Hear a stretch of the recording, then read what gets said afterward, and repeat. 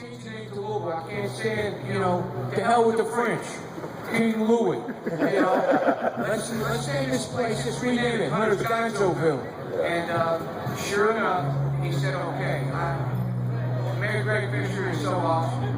So awesome. And as I said on stage, he is the greatest Gonzo mayor in the world.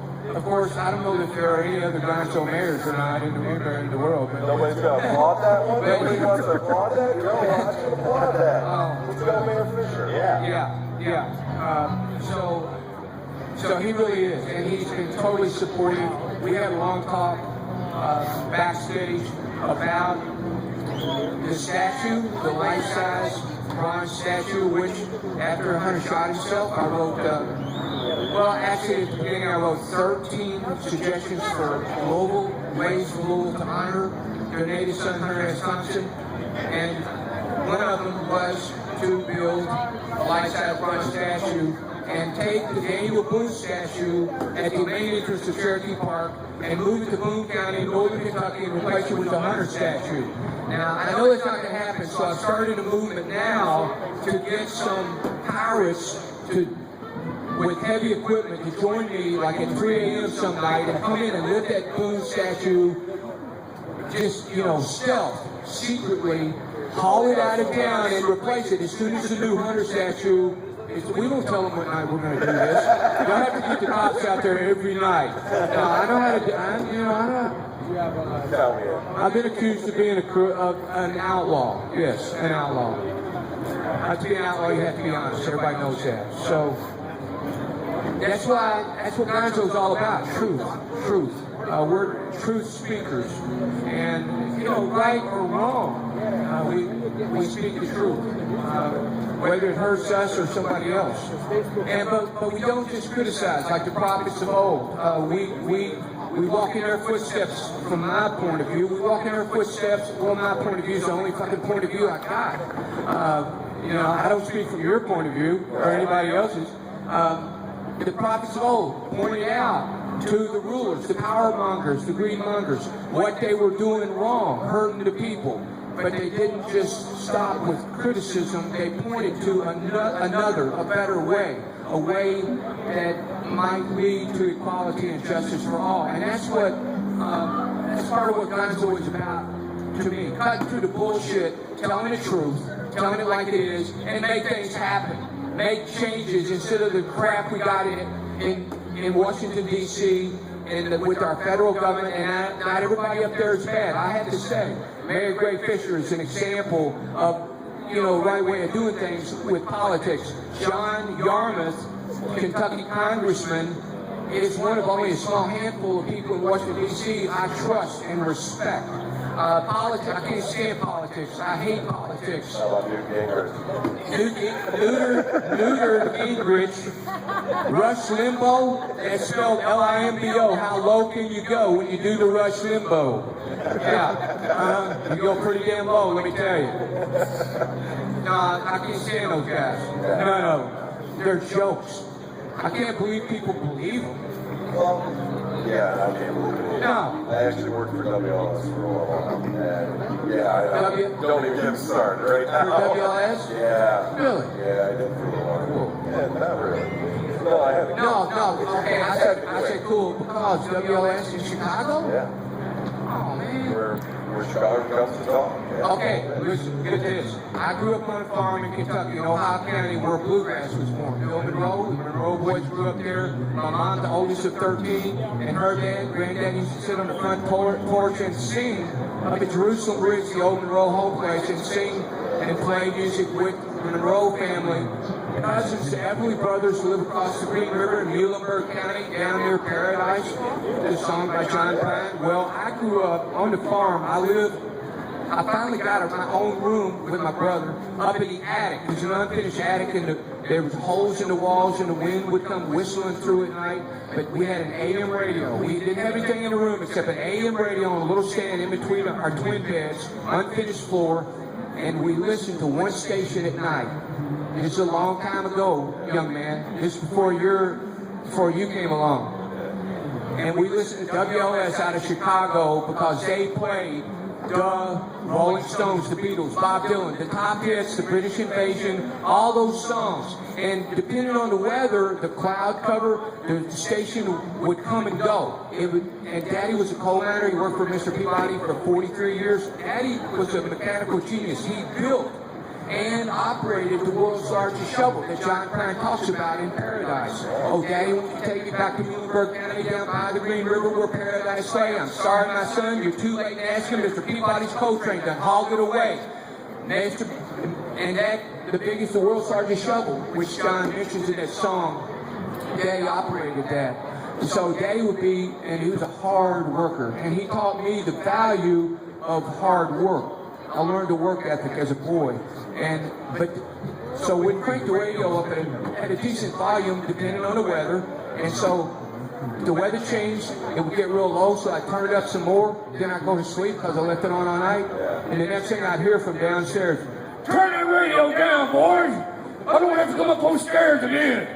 And the radio would have gotten real loud. But WLS, it's awesome that you work there. Chicken Man, you ever heard of Chicken Man? The problem is that I work for AM dial. That's where Rush Limbaugh is. That's too bad. Even radio's changed. I can't stand talk radio. I got friends out here on talk radio.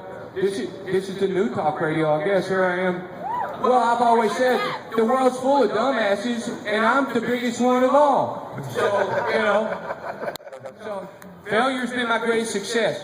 I have failed more than everybody I know put together. But failure has been my greatest teacher, too. I pay attention to my failures, I learn from them, and I try to get it right the next time. I don't always, but I keep trying. But you take in a lot, too, by listening. Listening is the greatest art of all. Daddy taught me how to listen when I was a young boy going into the woods to hunt squirrels. Get in before sunrise, go in before sunset, and sit still under a tree where the squirrels were cutting and just listen to the wind in the branches. So I learned to listen then. I was a natural listener. Yeah, I'm a talker, but I listen even when I talk. If you're paying attention to people's body language when they're listening to you, you are listening. We're all readers and listeners. But listening is the greatest art of all. And then I had the great honor to work with David Amram, who is a living legend. He played with Charlie Parker, Dizzy Gillespie, Thelonious Monk, Lionel Hampton. He brought French horn to jazz music. He did the first ever jazz poetry reading with Jack Kerouac, 1957, brought to Art Gallery, New York City. David and I have toured Europe and US. He does Farm Aid with Willie Nelson every year. David taught me, again, reminded me, he said, listening is the greatest art of all. And the voice, when you're performing on stage with musicians, the voice is the first and still the main instrument. All the other instruments accompany this slight half a beat behind the voice. So it's an important thing. A lot of young musicians don't understand that. They haven't learned that yet. Willie Nelson's a master. Yeah. Absolutely. Behind it. Well, it's an honor to be here. I really appreciate Gonzo today coming down to Louisville, Kentucky. Hunters Gonzoville, thank you. It's a great honor to me to be your poetry editor, even though everybody else does all the work. I do.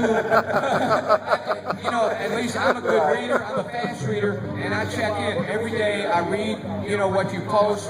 I appreciate everything you're doing because, well, one thing that I've always had mentors, even since I was a little boy. And so I decided to become a mentor. And so I have literally mentored thousands of young people to help them. If I see, if they come to me and ask me questions and they want my help to get to the next level in whatever realm they're working in. And I see that they're hard-ass workers and they believe they got a dream and they're following it. And I'll do all I can to help them get to the next level. So I believe in that, and so that brings me to Gonzo today. And I've always felt like I respect and honor those who have come before me. Honor Thompson, for example. But I don't follow anybody's coattails. I always go my own way. And I encourage other people to go their own way. Yes, learn everything you can, everything you're inspired to learn from others, but then strike out on your own, step into the unknown, overcome every fear as it rises in you, and develop your courage, develop your willpower.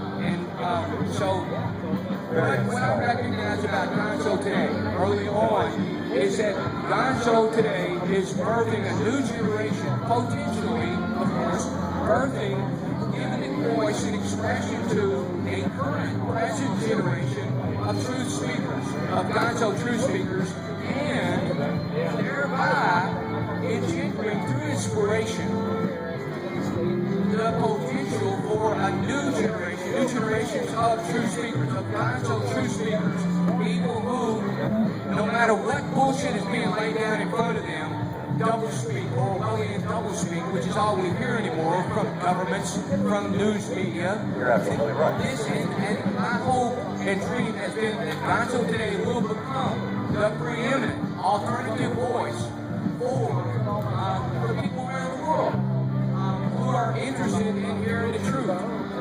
We'd be honored. So that's why I continue to stay on. I will at least, in this honorary position of poetry editor. All you guys play loose. David Pratt, who didn't show up for his poetry reading last night, thanks David. Stone poet blues. Yes, great poem. And no people who say, the contest was rigged. The Gonzofest literary contest was rigged. My God, and Whitehead Pop is the judge for the poetry part of it. They can all kiss my ass. Because it was not rigged. I made a point to get all of the entries without any names on them. I had no idea. It was I read everything.